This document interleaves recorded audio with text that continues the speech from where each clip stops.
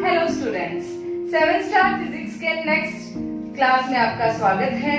कल हमने आवेशों के गुणधर्म और गुणधर्मों के ऊपर कुछ न्यूमेरिकल किए थे। तो आज का हमारा अगला टॉपिक है आवेशन की विधियां, यानी हम किसी भी वस्तु को कितनी प्रकार से आवेशित कर सकते हैं। तो पहली विधि है घर्षण विधि, मेथड ऑफ फ्रिक्शन। दूसरी विधि है प्रेरण विधि, मेथड ऑफ इंडक्शन। तीसरी विधि है चालन विधि, मेथड ऑफ कंडक्शन। सबसे पहले हम चलते हैं घर्षण विधि में। घर्षण अर्थात किन्हीं भी दो वस्तुओं को आपस में रगड़ना घर्षण कहलाता है। हम दो वस्तु लेते हैं, वस्तु A और वस्तु B। वस्तु A और वस्तु B को आपस में घर्षण कराएंगे तो वस्तु A से कुछ इलेक्ट्रॉन निकलकर वस्तु B में चले जाएंगे, जिसके कारण वस्तु A, क्योंकि इससे इलेक्ट्रॉन निकले हैं तो वह वस्तु A तो हो जाएगी धनावेशित और वस्तु B हो जाएगी ऋणावेशित। तो कुछ युग्म है जिन्हें आपस में घर्षण कराने पर वो आवेशित हो जाते हैं। तो उन युग्मों में से हम पहला युग्म लेते हैं। पहले युग्म में हम लेंगे कांच की छड़। कांच की छड़ को हम रेशम के कपड़े के साथ घर्षण कराएंगे। ये कांच की छड़ है और यहाँ रेशम का कपड़ा, जब इनको आपस में हम घर्षण कराएंगे तो जो कांच की छड़ है उसमें से इलेक्ट्रॉन निकलकर रेशम के कपड़े में पहुंच जाएंगे, जिसके कारण कांच की छड़ तो हो जाएगी धनावेशित और रेशम का कपड़ा हो जाएगा ऋणावेशित। अब यदि हम इसके दूसरे युग्म पर चलें तो हम लेंगे दूसरा युग्म बिल्ली का फर। बिल्ली का फर या हम बोल सकते हैं बिल्ली की खाल, एक ही बात है। बिल्ली का फर जो मुलायम होता है उसको एबोनाइट की छड़, एबोनाइट की छड़ से यदि हम घर्षण कराएं तो हम देखेंगे कि बिल्ली का फर तो हो जाएगा धनावेशित, अर्थात बिल्ली के फर से कुछ इलेक्ट्रॉन निकलकर एबोनाइट की छड़ में चले जाएंगे। तो ये थे घर्षण की विधि, जिसमें घर्षण कराने पर एक वस्तु से इलेक्ट्रॉन दूसरी वस्तु में चले जाते हैं। अब हम चलते हैं प्रेरण विधि। प्रेरण विधि में दोनों वस्तुओं का आपस में संपर्क में आना आवश्यक नहीं है, या हम बोल सकते हैं संपर्क में लाए बिना ही हम दूसरी वस्तु को आवेशित करेंगे। तो यहाँ हम एक वस्तु लेंगे A, दूसरी वस्तु लेंगे हम B। इन दोनों को आपस में संपर्क में नहीं लाएंगे। यहाँ वस्तु A है, उसको हम धनावेशित लेंगे।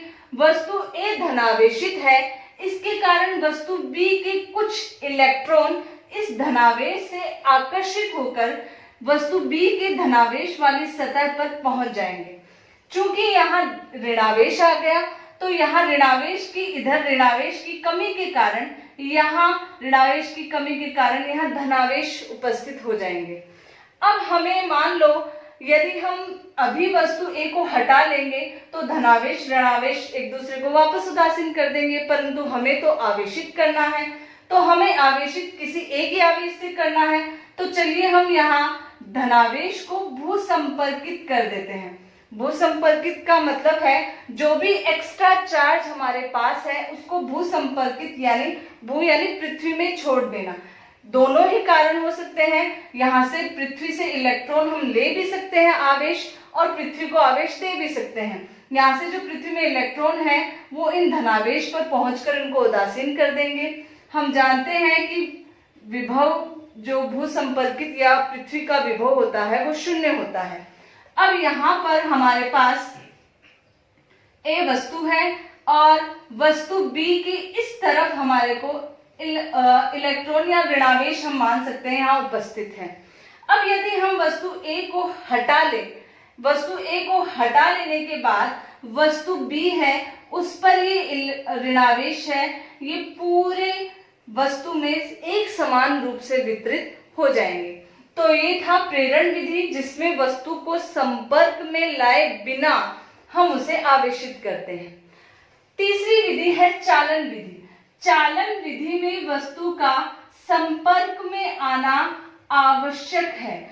और दूसरी खास बात है, चालन विधि में दोनों वस्तुएं चालक होनी चाहिए। यहाँ पर इलेक्ट्रॉन विद्युतों का चालन होता है यानी स्थानांतरण होता है। तो यहाँ हम दो चालक लेंगे, चालक A और दूसरा चालक लेंगे हम B। चालक A तो हम लेंगे आवेशित और चालक B हम लेंगे उदासीन। तो यहाँ पर हम चालक A को धनावेशित ले लेते हैं। या तो हमें इन दोनों को संपर्क में लाना है या हमें इन दोनों को किसी तार से जोड़ना है। तो चलिए हम इन दोनों को आपस में संपर्क में ही लाते हैं। यहाँ पर संपर्क में लाने से चालक A है, यहाँ चालक B है। संपर्क में लाने से यहाँ के कुछ इलेक्ट्रॉन चालक B में स्थानांतरित हो जाएंगे। तो यहाँ कुछ इलेक्ट्रॉन चालक B में क्या हो गए, स्थानांतरित हो गए। अब हम यदि वस्तु A को या चालक A को हटा लें तो हमें चालक B मिलता है जो पूर्ण रूप से हमें धनावेशित मिलता है। तो चालन विधि में वस्तु को संपर्क में लाकर या हम चाहे तो तार भी जोड़ सकते हैं, एक चालक तार भी जोड़ सकते हैं, संपर्क में लाकर हम उसे आवेशित करते हैं। तो ये हुई आवेशन की 3 विधियां। घर्षण विधि जिसमें घर्षण या रगड़ कर हम वस्तु को आवेशित करते हैं। प्रेरण विधि जिसमें हम संपर्क में लाए बिना इस वस्तु को आवेशित करते हैं। चालन विधि जिसमें संपर्क में लाकर उसी आवेश से वस्तु को आवेशित करते हैं। अब हम नेक्स्ट टॉपिक पढ़ेंगे कूलाम का नियम। कूलाम का नियम, तो जो कूलाम का नियम होता है किन्हीं भी दो आवेशों के बीच में आकर्षण या प्रतिकर्षण बल के परिमाण को व्यक्त करता है, परिमाण का फॉर्मूला हमें बताता है। कूलाम का नियम केवल बिंदु आवेशों पर ही लागू होता है। बिंदु आवेश क्या होता है कि किसी भी वस्तु पर यदि आवेश वितरित है तो उसे हम बिंदु मानकर संपूर्ण आवेश उस बिंदु में ही केंद्रित मानकर यदि हम कूलाम का नियम लगाएं तो उसे हम बिंदु आवेश कहेंगे। तो मान लिया हमारे पास दो बिंदु आवेश है, बिंदु आवेश A और बिंदु आवेश B। इसे हम मानेंगे Q1 और इसे हम मानेंगे Q2। दोनों बिंदु आवेशों के मध्य दूरी मान लिया हम R है, स्मॉल r।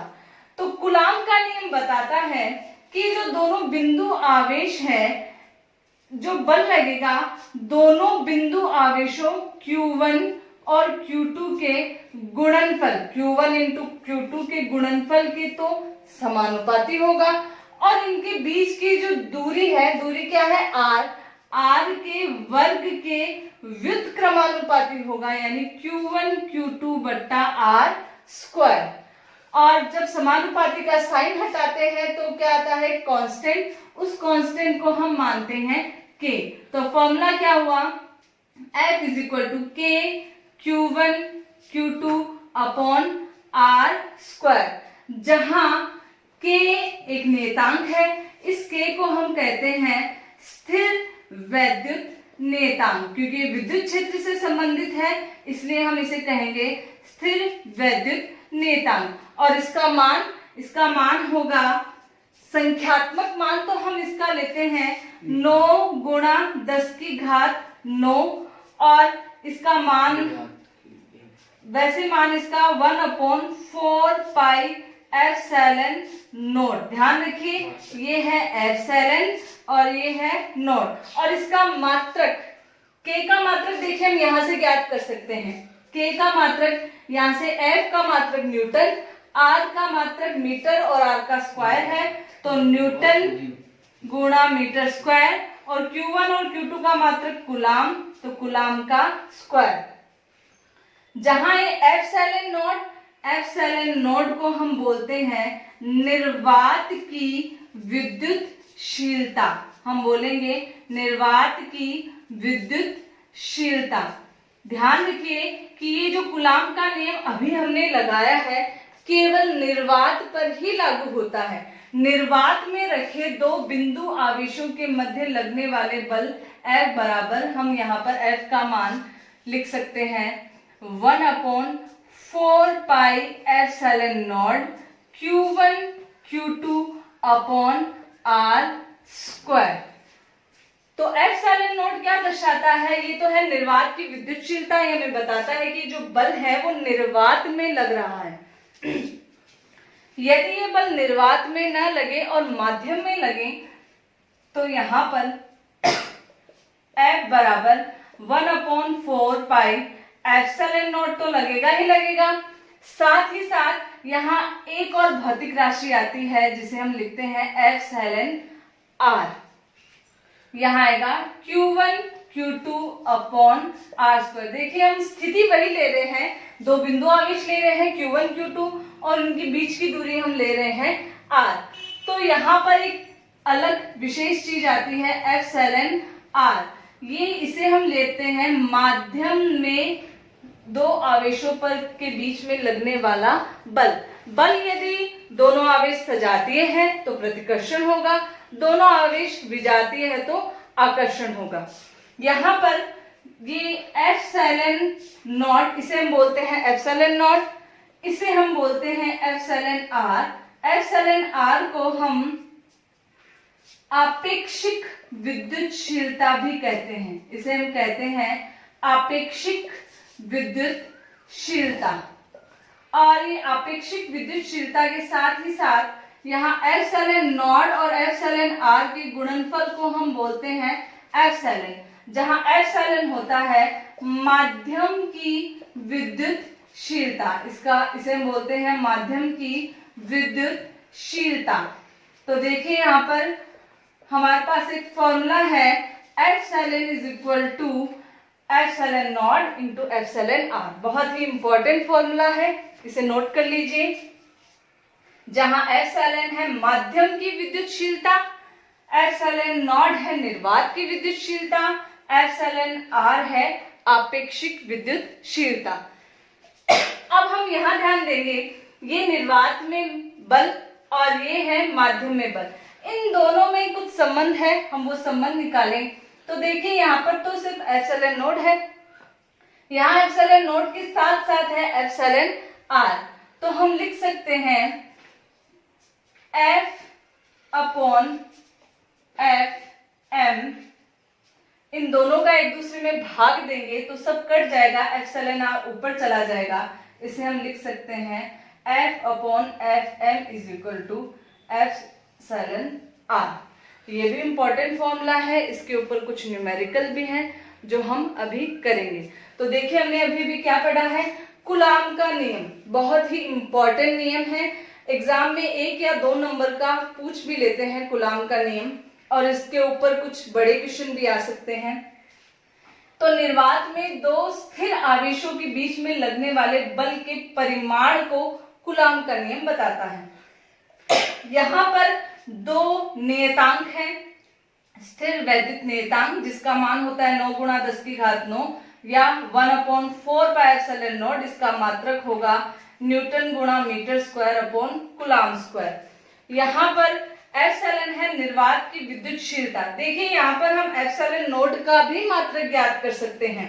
एप्सिलॉन नोट का मात्रक देखिए हम यहाँ से ज्ञात करेंगे, 1/4 pi epsilon not is equal to K होता है। तो एप्सिलॉन नोट का 1/4 पाई तो कांस्टेंट है, एप्सिलॉन नोट का मात्रक क्या होगा, जो K का मात्रक है उसका उल्टा। तो एप्सिलॉन नोट का मान आएगा, इसका मान भी होता है संख्यात्मक मान 8.854 गुणा 10 की घात -12, और मात्रक जो भी K का मात्रक है उसका उल्टा, यानी कूलाम स्क्वायर बटा न्यूटन गुणा मीटर का स्क्वायर। फिर हमने निर्वात में बल और माध्यम में बल की तुलना की तो हमारे पास ये फॉर्मूला आया, और ये बहुत ही इंपॉर्टेंट रिलेशन है माध्यम की विद्युतशीलता, निर्वात की विद्युतशीलता और आपेक्षिक विद्युतशीलता में। अब हम इसके ऊपर कुछ न्यूमेरिकल्स करें। तो कूलाम के नियम से हमारे पास 3 फॉर्मूले हैं, F is equal to K Q1 Q2 upon R², epsilon R is equal to F upon FM, और epsilon not into epsilon R is equal to epsilon. यहाँ पे अभी हमने देखा था कि एप्सिलॉन नॉट का मान 8.854 गुणा 10 की घात -12 मान है, और इसका मात्रक था कूलाम स्क्वायर बटा न्यूटन गुणा मीटर का स्क्वायर। यहाँ पर एप्सिलॉन R को हम आपेक्षिक विद्युतशीलता भी कहते हैं, और इसे हम परावैद्युतांक भी कहते हैं। क्या कहते हैं? परावैद्युतांक। ये और एप्सिलॉन तो हमें पता ही है, एप्सिलॉन है माध्यम की विद्युतशीलता। ये जो एप्सिलॉन आर का मान होता है हमेशा 1 या 1 से बड़ा होता है। एप्सिलॉन आर का मान 1 होता है निर्वात में। निर्वात में एप्सिलॉन आर का मान अनंत होता है धातुओं के लिए, और सभी जो भी वस्तुएं हैं उनका मान 1 से अनंत के बीच में होता है। जैसे आसुत जल के लिए एप्सिलॉन आर का मान होता है 80। यहाँ एक और बात ध्यान देने लायक है कि epsilon R is equal to होगा एप्सिलॉन अपॉन एप्सिलॉन नॉट। इसका मतलब माध्यम की विद्युतशीलता बट्टा निर्वात की विद्युतशीलता, मतलब एप्सिलॉन आर हमेशा मात्रकहीन होगा, इसका कोई भी मात्रक नहीं होगा। तो ये एप्सिलॉन आर ही सब कुछ इंपॉर्टेंट है यहाँ पर। एप्सिलॉन, यहाँ से हमें ये भी पता चलेगा इस फॉर्मूले से कि किसी भी दो यदि आवेश है, पहले हम कंडीशन ले निर्वात, दूसरी हम कंडीशन ले माध्यम, तो हमेशा निर्वात में जो बल होगा वो हमेशा ज्यादा होगा। तो चलिए हम निर्वात में दो स्थिर बिंदु आवेशों के बीच में बल का परिमाण ज्ञात करते हैं। तो माना निर्वात में दो आवेश हैं, Q1 का मान हमें दे रखा है 1 माइक्रोकुलाम, Q2 का मान हमें दे रखा है 2 माइक्रोकुलाम, और इन दोनों के बीच की दूरी R, इसका मान हमें दे रखा है 3 सेंटीमीटर। हमें ज्ञात क्या करना है? बल। तो बल का फॉर्मूला होता है F बराबर K Q1 Q2 upon R square. यहाँ पर R का मान हमें सेंटीमीटर में दे रखा है, हमें इसे मीटर में चेंज करने के लिए 3 गुणा 10 की घात -2 मीटर। चलिए मान रखते हैं निर्वात में K का मान होता है 9 गुणा 10 की घात 9, Q1 का मान 1 माइक्रो, कल के वीडियो में हमने पढ़ा था माइक्रो का मतलब है 10 की घात -6 गुणा Q2 का मान 2 माइक्रोकुलाम, तो 2 गुणा 10 की घात -6 बट्टा R का मान हमें दे रखा है 3 गुणा 10 की घात -2, और इसका हमें क्या करना है? स्क्वायर। तो 3 का स्क्वायर होगा 9 और -2 का स्क्वायर होगा 10 की घात -4, तो 9 से 9 कैंसिल। F का मान आएगा 2 गुणा, ये -4 ऊपर जाएगा तो +4, 9 और 4 13, 10 की घात 13 गुणा -6 और -6 कितना आएगा? -12।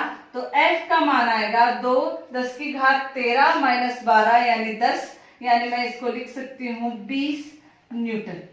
F का मान हमारे पास क्या आया? 20 न्यूटन। अब तो ये तो तब जब हमें निर्वात में दे रखा था।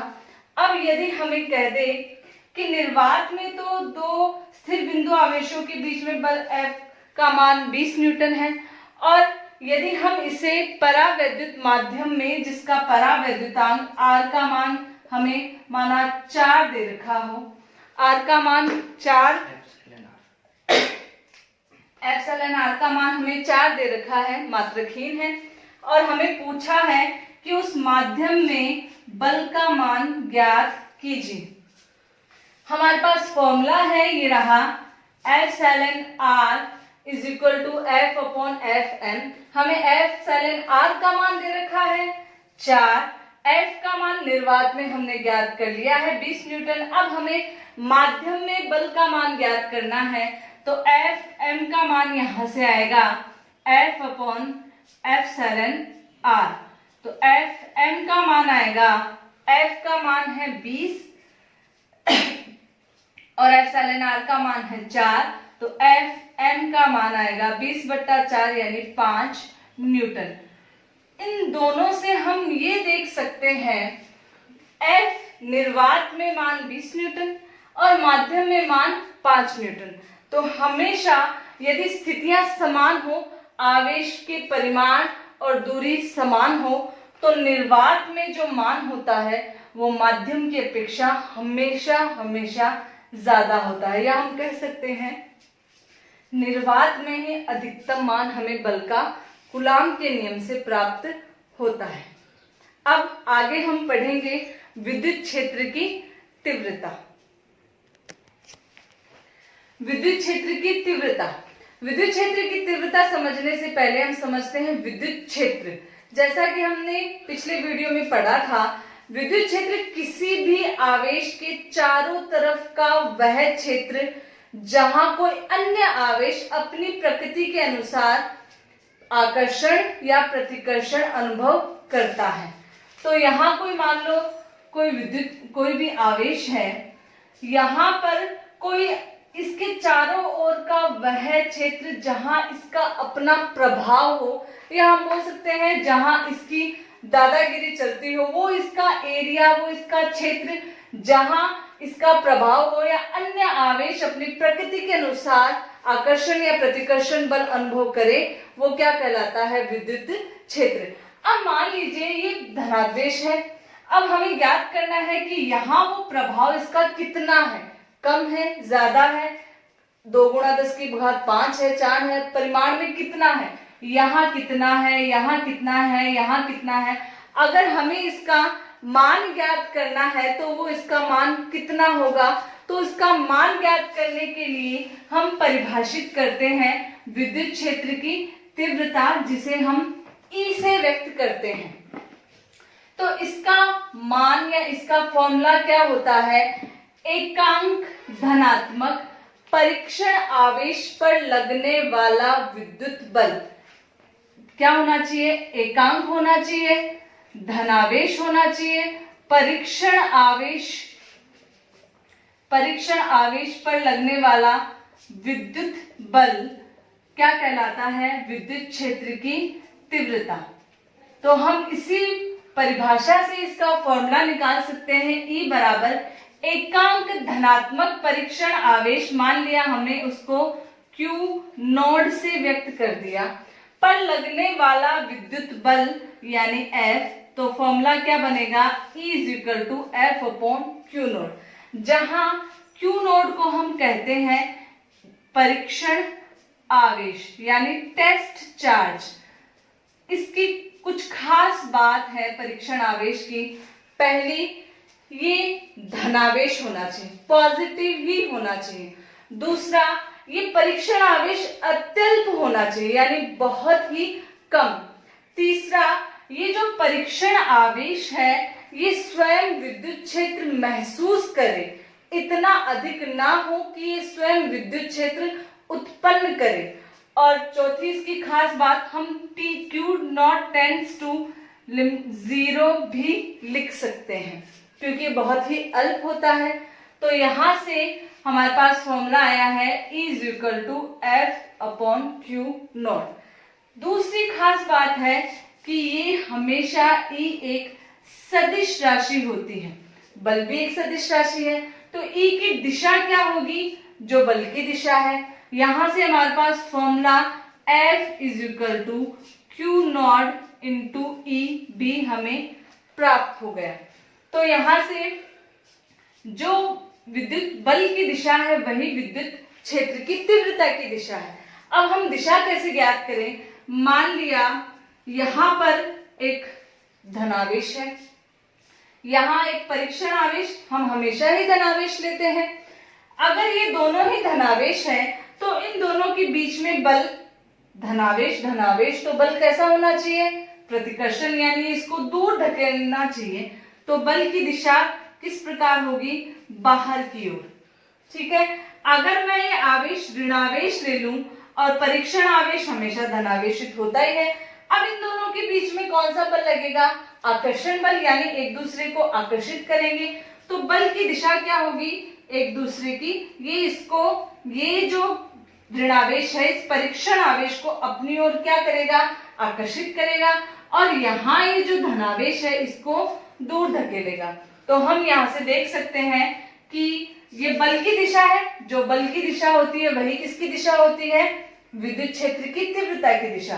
तो यदि हम कोई धनावेशित आवेश लें तो विद्युत क्षेत्र की तीव्रता इससे बाहर निकलते हुए कुछ इस प्रकार होगी, और यदि हम यहाँ ऋणावेश लें तो विद्युत क्षेत्र की तीव्रता, जैसा कि अभी हमने देखा आकर्षित करते हुए, तो विद्युत क्षेत्र की तीव्रता कुछ इस प्रकार होती है। यही विद्युत बल की दिशा है, यही विद्युत क्षेत्र की तीव्रता की दिशा है। अब हम पढ़ेंगे बिंदु आवेश के कारण विद्युत क्षेत्र की तीव्रता। तो हमारे पास यहां से ये फॉर्मूला आया है F is to q naught into e, तो हम इसको F is to q e भी लिख सकते हैं। कैसे? हमें यदि ये दे रखा है कि एक कोई आवेश है, उसके कारण विद्युत क्षेत्र का मान दे रखा है, और उस पर कोई दूसरा आवेश लाए तो बल का मान कितना होगा, ये ज्ञात करने के लिए हमारे पास F is to q e formula आ गया। अब हम देखते हैं E एक भौतिक राशि है, तो इसका सूत्र और इसका विमीय सूत्र। तो इसका सूत्र ज्ञात करने के लिए फॉर्मूला हमारे पास है F बराबर Q बराबर F अपॉन E। तो E का सूत्र क्या होगा? F का मात्रक क्या होता है? न्यूटन। Q नॉट है परीक्षण आवेश पर है आवेश ही, तो इसका मात्रक होगा कूलाम। तो E का मात्रक क्या होगा? न्यूटन प्रति कूलाम। और इसका एक प्रचलित मात्रक भी है जो हम आगे के कुछ पाठों में पढ़ेंगे, वो इसका मात्रक होता है वोल्ट प्रति मीटर, जो हम आगे डिराइव करेंगे। अब सूत्र के बाद में आता है इसका विमीय सूत्र। तो विमीय सूत्र ज्ञात तो इसी से ही करेंगे, ठीक है। मात्रक के बाद में विमीय सूत्र, तो न्यूटन बल का विमीय सूत्र हमें ज्ञात है। बल का विमीय सूत्र होता है m1 L1 T - 2, और आवेश का विमीय सूत्र हमने कल के वीडियो में ही पढ़ा था। आवेश का विमीय सूत्र होता है A1 T1। तो यहां से E का विमीय सूत्र आएगा m1 L1 T1, नीचे धनात्मक है, ऊपर जाएगा तो नेगेटिव हो जाएगा, तो T - 3 A - 1। तो ये आया इसका विमीय सूत्र। तो अभी हमने विद्युत क्षेत्र की तीव्रता, जो विद्युत क्षेत्र की ही एक भौतिक राशि है, कि विद्युत क्षेत्र को मापने के लिए कितनी दूरी पर कितना विद्युत क्षेत्र उसका प्रभाव है, उसकी भौतिक राशि है विद्युत क्षेत्र की तीव्रता। परीक्षण आवेश विशेष है, अल्प होना चाहिए, धनात्मक होना चाहिए, और स्वयं ही महसूस करना चाहिए, विद्युत क्षेत्र उत्पन्न नहीं करना चाहिए। और इसका ये मात्रक और ये विमीय सूत्र। बिंदु आवेश के कारण विद्युत क्षेत्र की तीव्रता। तो मान लिया हमारे पास यहाँ एक बिंदु आवेश है Q। इस Q आवेश के चारों तरफ जहां कोई भी अन्य आवेश अपने प्रकृति के अनुसार आकर्षण या प्रतिकर्षण बल अनुभव करे, वो तो है इसका विद्युत क्षेत्र। परंतु हमें क्या ज्ञात करनी है? विद्युत क्षेत्र की तीव्रता। वो पॉइंट विद्युत क्षेत्र की तीव्रता हमें कहीं भी पूछ सकता है, इस बिंदु पर कहीं भी। तो मान लिए यहाँ पर हम परीक्षण आवेश लेते हैं Q0, और इन दोनों के बीच की दूरी हम लेते हैं R। अब हमें इस धनावेश Q के कारण विद्युत क्षेत्र की तीव्रता ज्ञात करनी है। हम चाहे तो ऋणावेश के कारण भी ज्ञात कर सकते हैं। लास्ट में एक माइनस का साइन आएगा। माइनस का साइन क्या प्रदर्शित करता है? माइनस का साइन आकर्षण प्रकृति को प्रदर्शित करता है। हम माइनस भी ले सकते हैं, परंतु मोस्टली सारे डेरिवेशन है भौतिकविद जो भी हुए हैं, वो हमेशा धनावेश को लेकर ही चले हैं। तो हम भी धनावेश को लेकर ही आगे चलते हैं। सबसे पहले विद्युत क्षेत्र की तीव्रता एक सदिश राशि होती है, तो पहले तो हम इसकी दिशा देख लेते हैं। तो दिशा, ये धनावेश है Q, और परीक्षण आवेश हमें पता ही है धनावेश होता ही है। तो इसकी दिशा मान लिया यहाँ पर ये परीक्षण आवेश है। अगर मैंने यहाँ पर इस Q को पकड़ रखा, परीक्षण आवेश को यहाँ छोड़ दिया, तो बल कैसा लगेगा? प्रतिकर्षण बल। तो ये छोड़ते ही कहाँ जाएगा? इससे दूर जाएगा। दूर किस प्रकार? इन दोनों को मिलाने वाली रेखा के अनुदिश और दूर यानी बाहर की ओर, तो दिशा किस प्रकार होगी, इसके बाहर की ओर। अब हमें ज्ञात क्या करना है, विद्युत क्षेत्र की तीव्रता की दिशा तो हो गई, अब हमें ज्ञात करना है इसका परिमाण। तो फॉर्मूला हमारे पास है, E का मान क्या होता है, E का मान विद्युत क्षेत्र की तीव्रता F अपॉन Q नॉट, ये हमारे पास फॉर्मूला है। तो चलिए इस फॉर्मूले से ज्ञात करते हैं। सबसे पहले कूलाम के नियम से, कूलाम के नियम से F का मान क्या होगा, कूलाम के नियम से F का मान होता है K Q1 Q2 upon R square. Q1 की जगह क्या है Q, Q2 की जगह क्या है दूसरा आवेश Q नॉट, और इन दोनों के बीच की दूरी कितनी है R, तो R स्क्वायर। आ गया हमारे पास फॉर्मूला। अब हमें F अपॉन इसमें किसका भाग लगाना है, Q नॉट का भाग लगाना है। तो F अपॉन Q नॉट करते ही ये मान किसका आ जाएगा, E का मान आ जाएगा। तो यहाँ पर K Q not upon R square, और इसमें भाग किसका लगाना है, Q नॉट का। तो Q नॉट से Q नॉट कैंसिल, तो यहाँ से E का मान क्या आएगा, K Q upon R square.